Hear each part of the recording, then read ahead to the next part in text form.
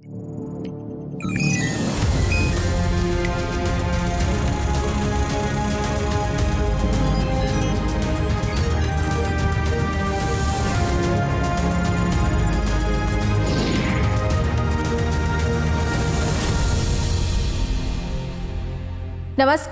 विज्ञान प्रौद्योगिकी आविष्कार और नवाचार की खबरों के कार्यक्रम ज्ञान विज्ञान में आपका स्वागत है। मैं हूं आपके साथ ऐश्वर्या। आज के इस अंक में हम बात करेंगे भारतीय तारा भौतिकी संस्थान के संस्थापक दिवस पर हुए लोकोमोशन विकास व्याख्यान की। बताएंगे कैसे कोविड मरीजों के इलाज में सहायक होगी भारतीय प्रौद्योगिकी संस्थान मद्रास द्वारा विकसित रिमोट मॉनिटरिंग डिवाइस। खबरें और भी होंगी, लेकिन सबसे पहले देखते हैं इस अंक की सुर्खियां। माइक्रोस्कोपी में प्रगति से हल हुए जटिल सवाल। भारतीय तारा भौतिकी संस्थान के फाउंडर्स डे पर प्रोफेसर विजय राघवन का लोकोमोशन विकास पर व्याख्यान। सोलर पैनल्स के लिए इजी टू क्लीन कोटिंग विकसित। विज्ञान एवं प्रौद्योगिकी विभाग के संस्थान ARCI ने नैनो टेक्नोलॉजी से तैयार की खास कोटिंग। कोरोना मरीजों के लिए रिमोट मॉनिटरिंग समाधान। भारतीय प्रौद्योगिकी संस्थान मद्रास के शोधकर्ताओं ने विकसित किया आसान उपकरण। और हाथी संरक्षण में भारत सरकार के अग्रणी प्रयास। पर्यावरण, वन एवं जलवायु परिवर्तन मंत्रालय ने विश्व हाथी दिवस पूर्व संध्या पर आयोजित किया कार्यक्रम। और अब खबरें विस्तार से। माइक्रोस्कोपी में हुई प्रगति ने लोकोमोशन के जटिल सवालों को समझने में बहुत मदद की है। भारत सरकार के प्रधान वैज्ञानिक सलाहकार प्रोफेसर के विजय राघवन ने भारतीय तारा भौतिकी संस्थान के संस्थापक दिवस के अवसर पर लोकोमोशन के विकास पर एक व्याख्यान देते हुए अवलोकन उपकरणों के विकास और उनसे होने वाले लाभ पर रोशनी डाली, जो कि आज के संदर्भ में बहुत महत्वपूर्ण हो जाता है। ज्ञान विज्ञान की एक रिपोर्ट।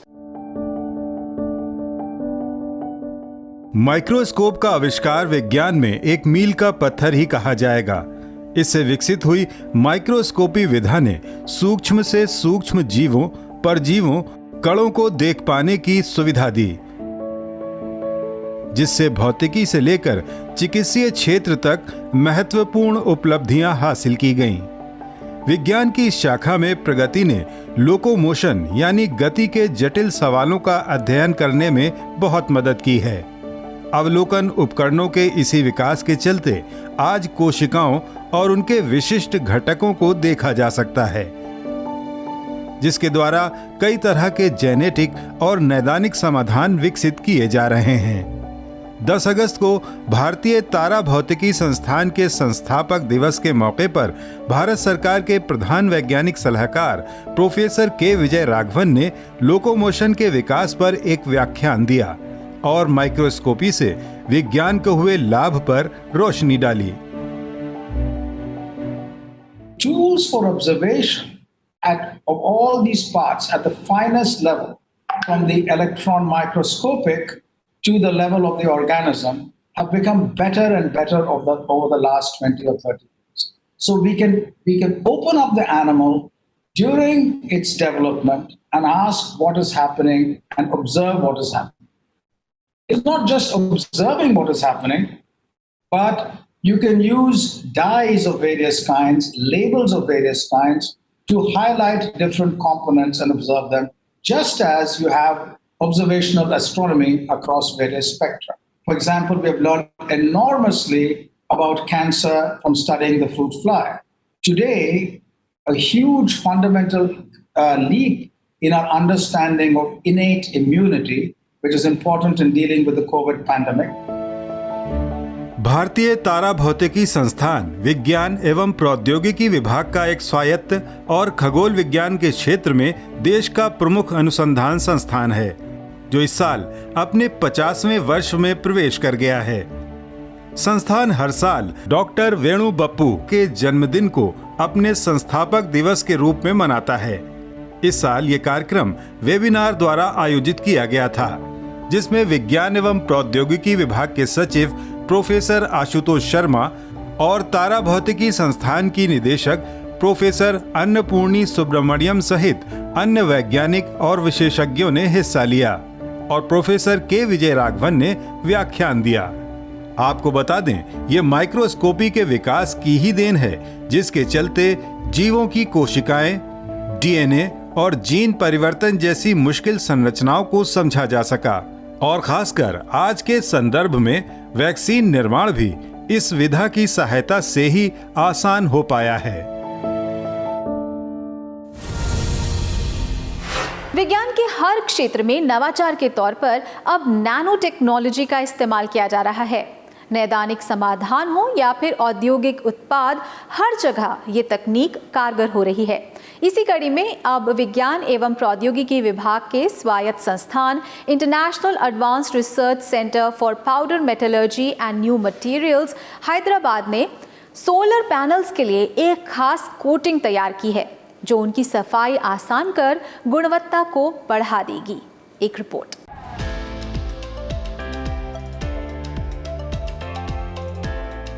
आज पूरे विश्व में वैकल्पिक स्वच्छ ऊर्जा के तौर पर सौर ऊर्जा के इस्तेमाल पर जोर दिया जा रहा है। घरेलू उपयोगों के अलावा बड़े स्तर पर सौर ऊर्जा संयंत्र स्थापित किए जा रहे हैं, लेकिन भारत जैसे कठिन वातावरण वाले देश में सोलर पैनल पर मौसम का विपरीत असर पड़ता है और धूल मिट्टी के चलते पैनल्स जल्दी गंदे हो जाते हैं, जिससे उनकी दक्षता और क्षमता पर असर पड़ता है और ऊर्जा उत्पादन कम हो सकता है। पैनल्स को कई तरीकों से इन्हें बार बार साफ करना पड़ता है। अब इस मुश्किल को दूर करने के लिए हैदराबाद स्थित international advance research centre for powder metallurgy and new materials ARCI ने फोटोवोल्टिक पैनल्स के लिए नैनो टेक्नोलॉजी से खास किस्म की इजी टू क्लीन कोटिंग विकसित की है, जिसके द्वारा इन पैनल्स की आसानी से जल्दी सफाई की जा सकती है। The deposition of dust on PV panels at solar power plant is one of the major issues in India. Easy to clean coating based on super hydrophobic property is very useful to minimize the dust deposition and hence ease the maintenance of PV plants with good performance. Commercial products available in the market are suitable in mild weather condition prevalent in Western countries and cannot withstand harsh environmental condition prevalent in India. ARCI की wait coating lab में solar panels के लिए तैयार ये coating उच्च जलरोधी गुणवत्ता वाली है। साधारण पैनलों पर इस कोटिंग को चढ़ाने के बाद उन पर पानी या धूल के कण नहीं ठहर पाते और बहुत आसानी से साफ हो जाते हैं। इस तरह बड़े स्तर पर पैनलों को साफ रखकर उनकी गुणवत्ता और क्षमता को बरकरार रखा जा सकता है। ARCI has successfully developed nanoparticles easy to clean coating with high transmission and high weather stability suitable to withstand such harsh environmental condition. So this coating has been validated at standard test condition and various field condition such as ground level and rooftop power plants. Nano coating technology is very cost effective and easy to scalable with minimum infrastructural facility. ARCI की प्रयोगशालाओं में nano तकनीक से अलग अलग उपयोगों के लिए समाधान विकसित किए जा रहे हैं, जिनमें सोलर पैनल की इजी टू क्लीन कोटिंग के अलावा सौर ऊर्जा के क्षेत्र में इस्तेमाल होने वाले अन्य उपकरणों के लिए भी कोटिंग विकसित की गई है। संस्थान लगातार नैनो टेक्नोलॉजी के क्षेत्र में नवाचार द्वारा कई उपलब्धियां हासिल कर रहा है।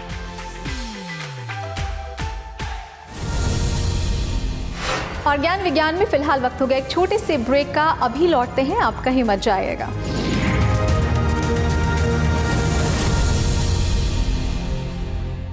ब्रेक के बाद आपका स्वागत है। आप देख रहे हैं ज्ञान विज्ञान। भारत में कोविड-19 से ठीक होने की तादाद सबसे बेहतर है, लेकिन इलाज के दौरान भी ये संक्रमण तेजी से फैल सकता है। भारतीय प्रौद्योगिकी संस्थान मद्रास के शोधकर्ताओं ने इसी समस्या को ध्यान में रखकर एक रिमोट मॉनिटरिंग समाधान विकसित किया है। इस उपकरण के द्वारा कहीं से भी मरीज की स्थिति पर नजर रखी जा सकती है और निगरानी करने वालों को संक्रमण का खतरा भी नहीं होगा। क्या है ये डिवाइस, जानने के लिए देखते हैं ज्ञान विज्ञान की एक खास रिपोर्ट। कोविड-19 बहुत तेजी से फैलने वाला संक्रमण जिसने पूरी दुनिया को अपनी चपेट में ले रखा है। हालांकि भारत में इस संक्रमण से लोगों के ठीक होने की संख्या किसी भी देश से बेहतर कही जा सकती है, लेकिन इलाज के दौरान स्वास्थ्य कर्मियों या घरों पर मरीजों की देखरेख करने वालों को हर वक्त संक्रमित होने का खतरा बना रहता है। इसका एक आसान समाधान निकाला है भारतीय प्रौद्योगिकी संस्थान मद्रास ने।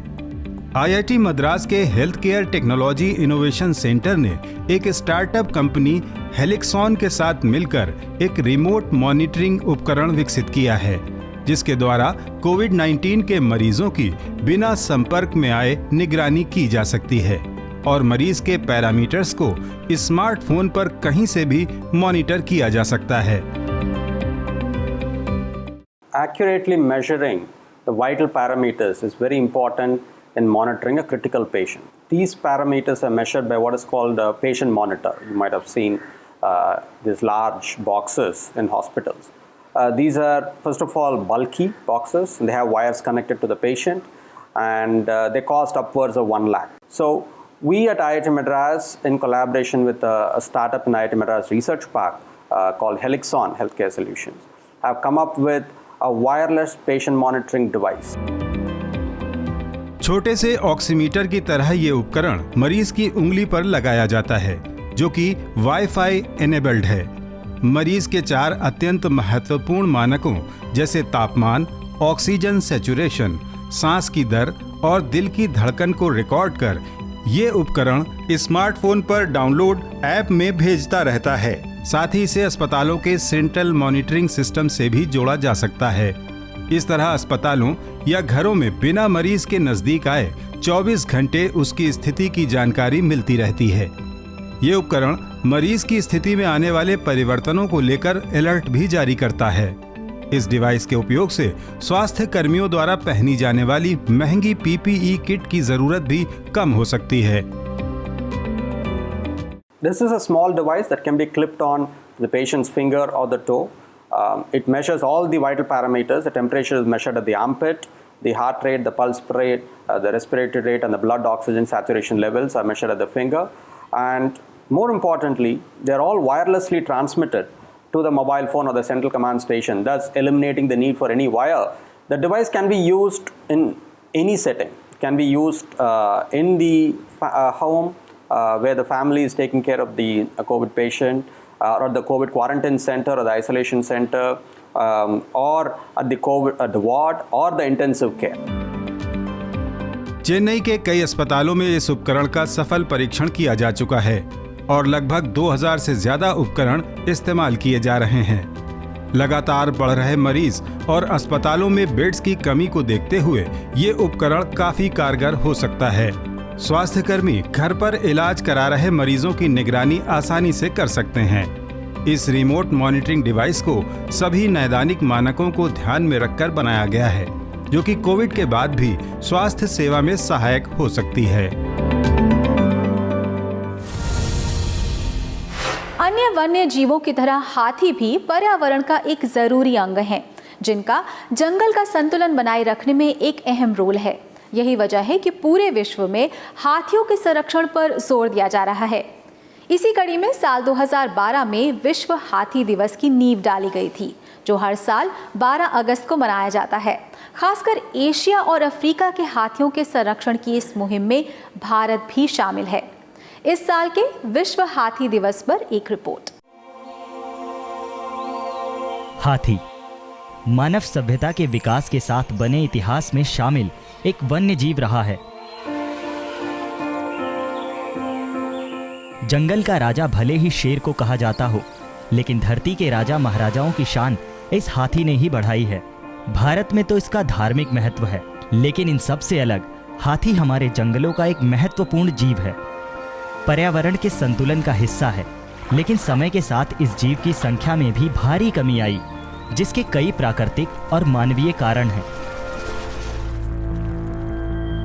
मनुष्यों ने हाथी को साथी बनाया, लेकिन उसके लालच ने हाथियों का जमकर शिकार किया। हाथी दांत की तस्करी ने बड़ी तादाद में हाथियों की जान ले ली। जंगलों की कटाई और बढ़ती बस्तियों ने अन्य वन्य जीवों की तरह हाथी के लिए भी क्षेत्र कम कर दिया। नतीजा, हाथी और मानव के बीच वर्चस्व की जंग चली आ रही है। विकास के तौर पर जंगलों के बीच से निकलने वाले हाईवे और रेलवे ट्रैक के चलते भी हाथियों की जानें गईं। विश्व स्तर पर हाथियों को संरक्षित वन्यजीव मानते हुए कई कार्यक्रम चलाए गए, जिनमें से एक है विश्व हाथी दिवस। हर साल 12 अगस्त को हाथियों के संरक्षण के प्रति लोगों को जागरूक और प्रोत्साहित करने के लिए ये दिवस मनाया जाता है।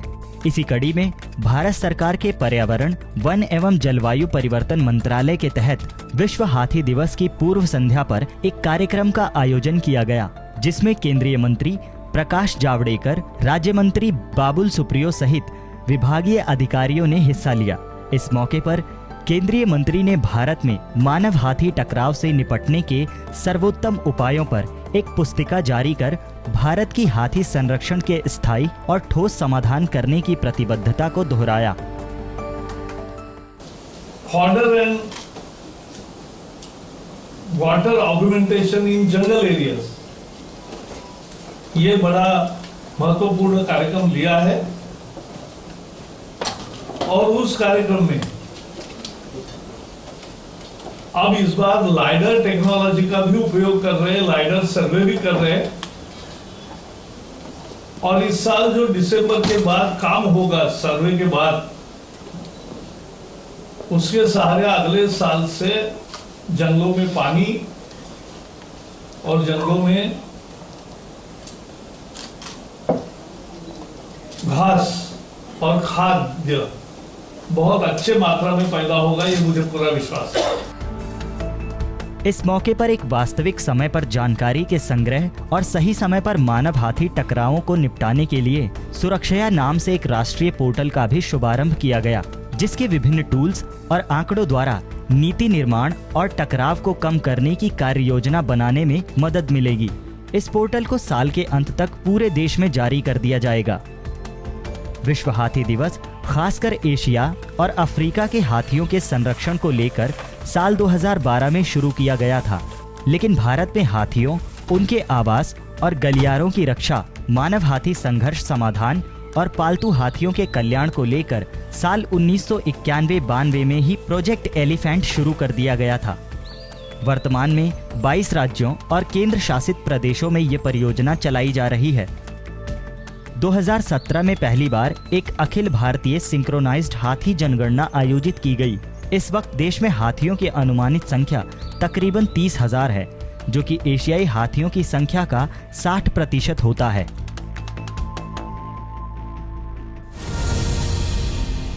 वक्त एक और छोटे से ब्रेक का, लेकिन आप कहीं मत जाइएगा, हम अभी लौटते हैं।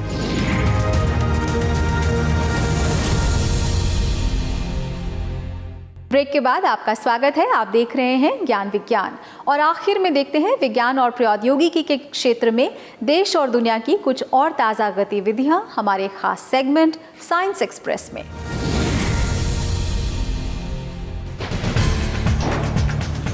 आंधी, गरज और वज्रपात के दौरान अस्थमा का दौरा बढ़ जाता है और रोगियों को अस्पताल जाना पड़ सकता है। ये जानकारी एक ताज़ा अध्ययन में सामने आई है। जामा इंटरनल मेडिसिन में छपे इस शोध पत्र के मुताबिक अध्ययन में पाया गया कि तूफान से एक दिन पहले अस्थमा के अचानक दौरे चरम पर पहुंच गए। 1983 और 1987 में बर्मिंघम और मेलबर्न जैसे शहरों में थंडरस्टॉर्म अस्थमा की घटनाएं दर्ज की जा चुकी हैं। अध्ययन में पाया गया कि ऐसे तूफानों से पहले वायुमंडलीय गैसों का स्तर और तापमान बदल जाता है। हवा में पार्टिकुलेट मैटर की मात्रा बढ़ने लगती है, जिससे श्वसन संबंधी समस्याएं हो सकती हैं। ऐसे में विशेषज्ञों का मानना है कि श्वसन रोगी आंधी तूफान आने की सूचनाओं पर ध्यान दें और सावधानियां बरतें।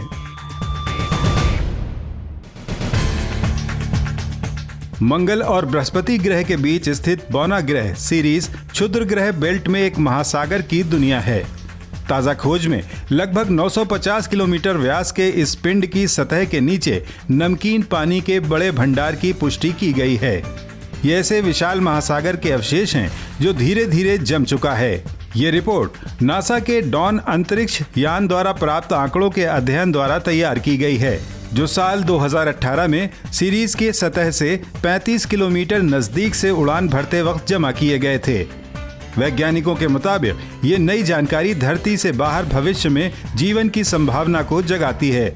इस अध्ययन में सीरीज के उत्तरी गोलार्ध में मौजूद 92 किलोमीटर क्षेत्रफल के गड्ढे पर ध्यान केंद्रित किया गया, जिसमें 2 चमकीले क्षेत्र हैं जो कि सतह द्वारा पानी के सूखने और वाष्पित होने के बाद बचे हुए नमक की परतें हैं। शोधकर्ताओं के अनुसार इन परतों के चलते तकरीबन 40 किलोमीटर सतह के अंदर मौजूद लगभग 100 किलोमीटर चौड़े जलाशय में नमकीन पानी बचा हो सकता है। ये शोध नेचर एस्ट्रोनॉमी, नेचर जियोसाइंस और नेचर कम्युनिकेशंस नामक पत्रिकाओं में प्रकाशित किया गया है।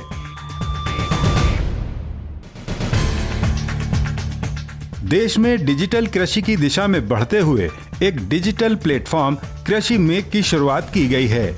हाल ही में केंद्रीय कृषि एवं किसान कल्याण मंत्री नरेंद्र सिंह तोमर ने इस राष्ट्रीय कृषि अनुसंधान एवं शिक्षा व्यवस्था, क्लाउड इंफ्रास्ट्रक्चर और सेवाओं यानी कृषि मेघ का उद्घाटन किया, जिसे कृषि विश्वविद्यालयों के विद्यार्थियों को उच्च गुणवत्ता वाली शिक्षा उपलब्ध कराने और देश में राष्ट्रीय कृषि शिक्षा प्रणाली को मजबूत बनाने के लिए डिजाइन किया गया है।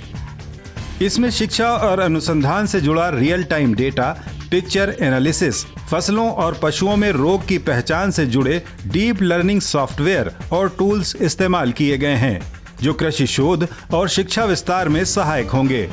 कृषि मेघ भारतीय कृषि सांख्यिकी अनुसंधान संस्थान के ICAR डेटा सेंटर और राष्ट्रीय कृषि अनुसंधान प्रबंधन अकादमी हैदराबाद के डिजास्टर रिकवरी केंद्र को जोड़कर तैयार किया गया है, जो अन्य डिजिटल घटकों के साथ मिलकर काम करेगा।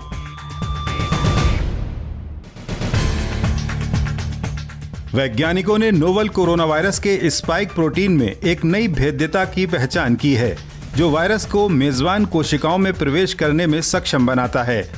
अमेरिकी शोधकर्ताओं ने नैनोमीटर स्तर पर इस प्रोटीन की बहुत सूक्ष्म नकल तैयार कर एक सकारात्मक चार्ज साइट पॉलीबेसिक क्लीवेज का पता लगाया, जो कि स्पाइक प्रोटीन की वास्तविक बाइंडिंग साइट से 10 नैनोमीटर ऊपर स्थित होती है।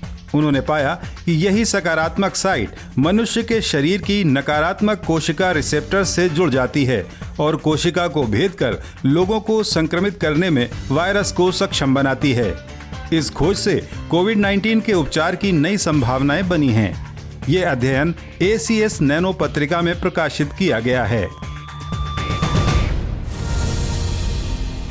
तो ज्ञान विज्ञान के आज के अंक में बस इतना ही। कार्यक्रम के बारे में आप अपने फीडबैक और सुझाव हमें ईमेल कर सकते हैं। हमारा ईमेल पता है news@vigyanprasar.gov.in। आप अपनी राय हमें डाक के द्वारा भी भेज सकते हैं। हमारा पता है विज्ञान प्रसार, 5वां तल, पृथ्वी भवन, लोधी रोड, नई दिल्ली 110003।